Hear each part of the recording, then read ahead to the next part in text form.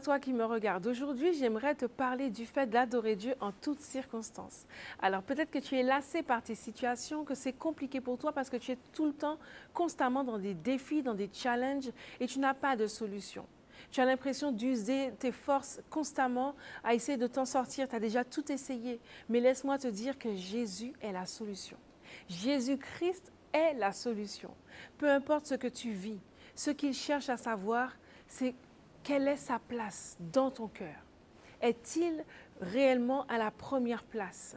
Il dit dans la parole, mais l'heure vient et elle est déjà venue où les vrais adorateurs adoreront le Père en esprit et en vérité, car ce sont là les adorateurs que le Père demande.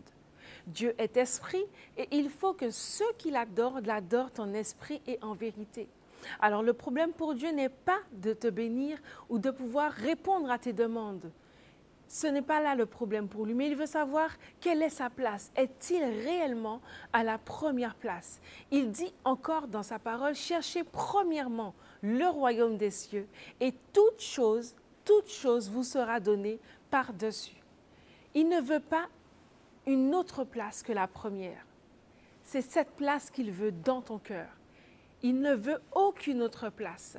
Et alors peut-être que tu me diras que tu ne sais pas adorer, que tu ne sais pas comment faire, mais il te suffit simplement de pouvoir lui exprimer avec des mots simples ce que tu veux, t'adresser à lui comme tu pourrais le faire avec un ami.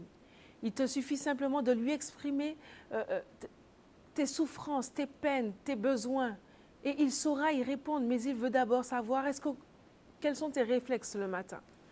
Est-ce que ton premier réflexe est de prendre ton portable pour regarder tes notifications ou alors est-ce que tu lui adresses tes louanges? Est-ce que tu lui adresses ton adoration pour lui dire merci Seigneur parce que je suis encore en vie dans tout ce climat où il y a le corona et compagnie. Merci parce que je suis là. Merci pour ma famille. Merci pour mon travail. Merci pour mes enfants. Même si c'est difficile, mais merci parce que je suis là, je suis en vie. C'est ce qu'il veut savoir.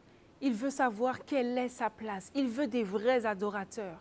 Trop longtemps, on a eu des adorateurs, on dira superflus, qui sont là avec le paraître. Mais il veut que tu l'adores avec ton cœur, il veut que tu l'adores avec ton âme. Et si tu ne sais pas parler, alors danse. Il te suffit de pouvoir danser, lever tes mains et le faire avec ton corps.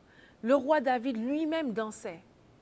On le prenait pour un fou parce qu'il dansait peut-être de façon exagérée, mais il savait comment toucher le cœur de Dieu. C'est pour cela qu'il dansait.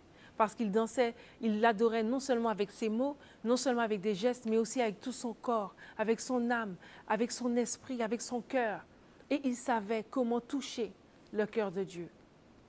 Alors aujourd'hui, j'aimerais pouvoir t'encourager à pouvoir revenir à la base, revenir à celui qui détient les clés de la mort et du séjour des morts, revenir à celui qui est capable de te sauver, qui est capable de pouvoir te bénir, qui est capable de pouvoir répondre à toutes tes demandes, même au-dessus de ce que tu espères.